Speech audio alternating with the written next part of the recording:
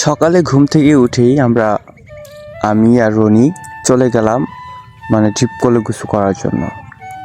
দেশে এসে যদি ডিপ কলে গোসলই করতে না পারি তাহলে গ্রামে কেন আসলাম? এই গ্রামে কতদিন পর আবার ডিপ কলে গোসল করতেছি, কতই না আনন্দ মনের ভিতরে। এই ছোটবেলায় আবদার করে কত যে ট্রাগারাই করে কত যাইতাম ডিপ কলে গোসল করার জন্য, অথচ বাবা মার বকাও শোনা লাগতো। ওই দিনগুলা খুব মিস করি, আজও মিস করি।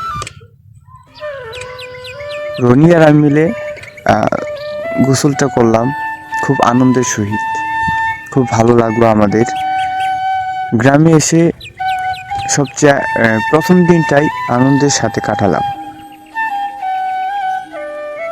কোথায় যেন পড়েছিলাম, বন্দের আলী মিয়ার একটা কবিতা ছিল, আমাদের ছোট গায়ে ছোট ছোট ঘর থাকি সেথা সবে মিলে নাহি কেহ পর, পাড়ার সকল ছেলে মোরা ভাই ভাই একসাথে খেলি আর পাঠশালে যাই।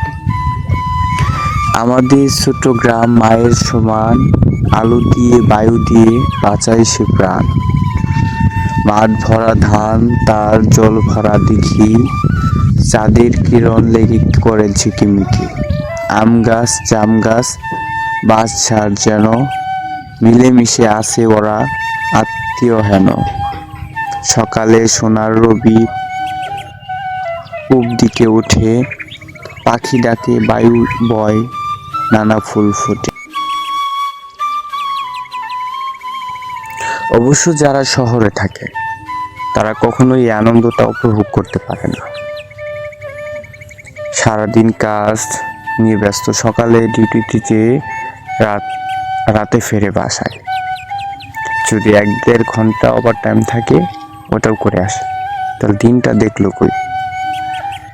এই ঈদের ছুটিতে 10-11 দিন 12 দিন 9 দিন এক একজনের এক এক সময় ছুটি।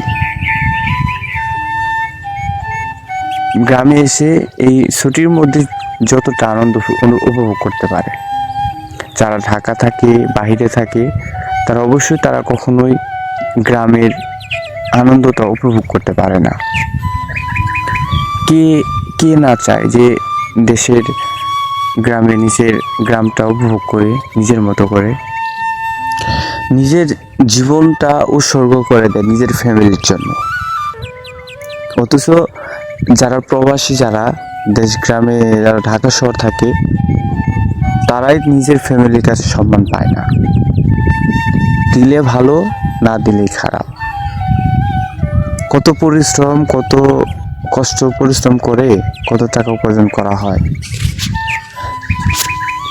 রনি, তোমার ডিপ কলে গোসল করে তোর অনুভূতিটা কি? অনেক ভালো লেগেছে তোমার গোসল করে?